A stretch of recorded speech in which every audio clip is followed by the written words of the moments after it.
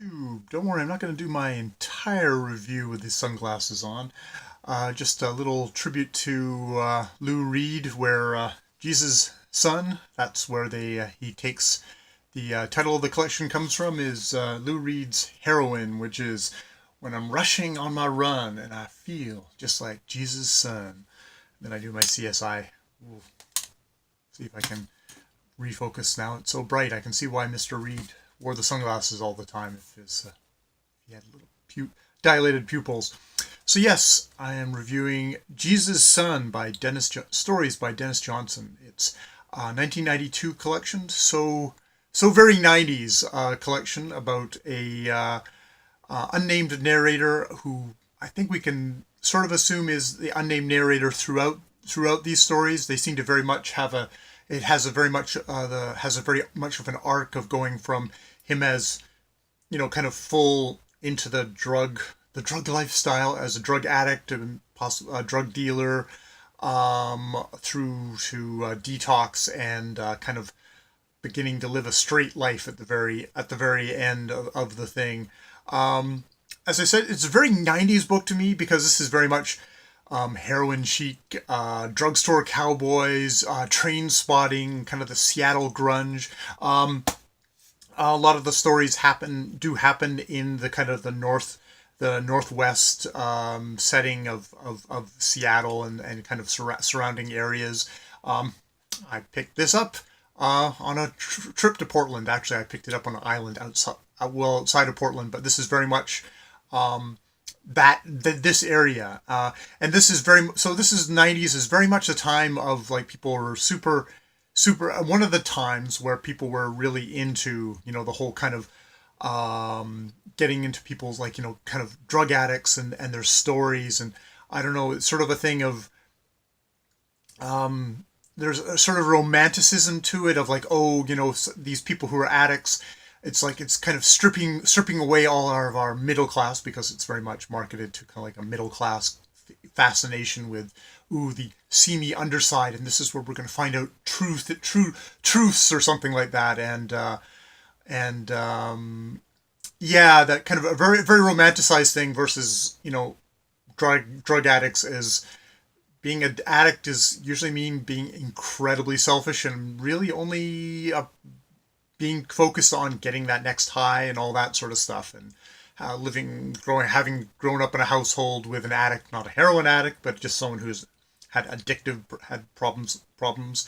You get the much less romanticized idea. And while this book it's got like kind of it's a first person narrative for through these stories, the unnamed narrative, and it's like it's kind of very pinpoint language, and it kind of strays to the transcendent.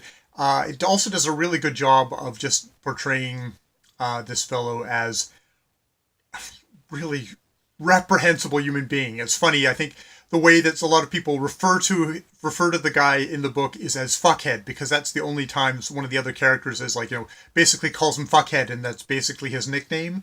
And as you go through these stories, you can sort of see where that goes. There's the very first story.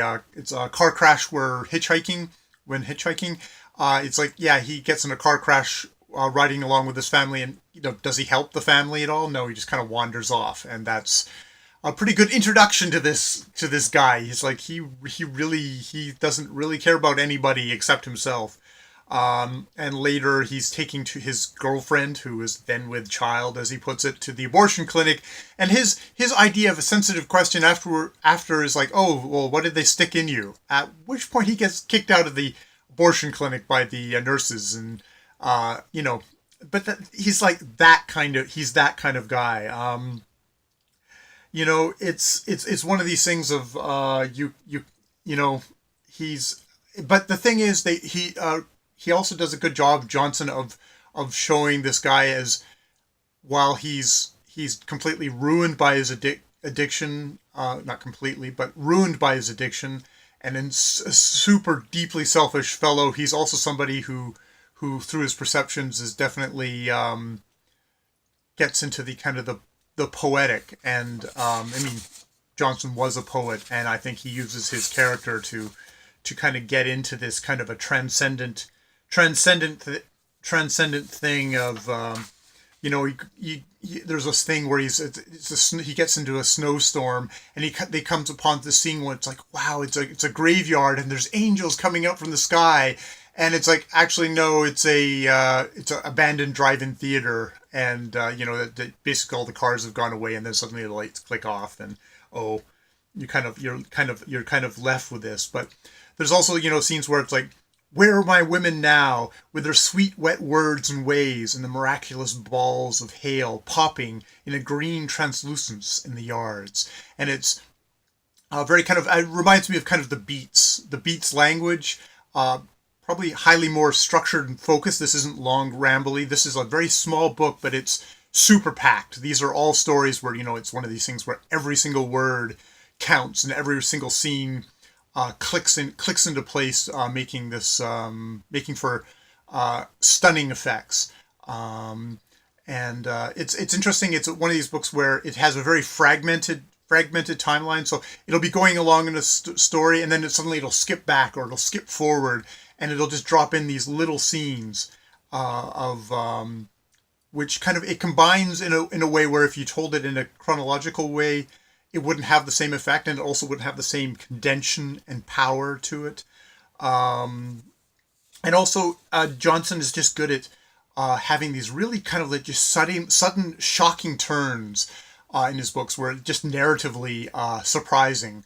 Like, you follow along the narrator, and you're like sympathizing with him. He's like worried about some guy who's coming after him.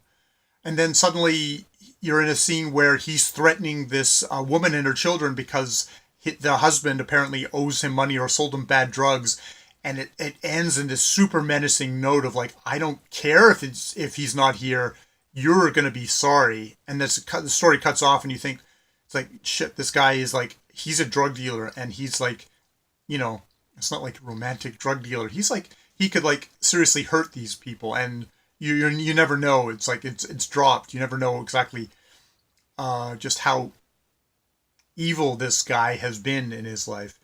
And then you mix that with stuff like, there's a point where he goes to a library, and there's this, because he's sort of killing time, and it's like, I stayed in the library, crushed breathless by the smoldering power of all these words, many of them unfathomable, until happy hour, and then I left. And it's sort of like, it's that combination of just sort of very kind of a simple diction, but also just beautiful poetic effect, and the two combined make for really a really heady brew. And it's funny, I'm not going to give spoilers for this 1992 book, but it's sort of ironic that you go from a drug addict to him getting clean at the end, but it was like in the last section, the last story, it's like he's actually the most reprehensible and like the most like gross of the whole book. There's basically a scene of him. Part of the thing is him stalking this woman, and sort of some of his thoughts there are sort of the worst things that I think I read about him in the book.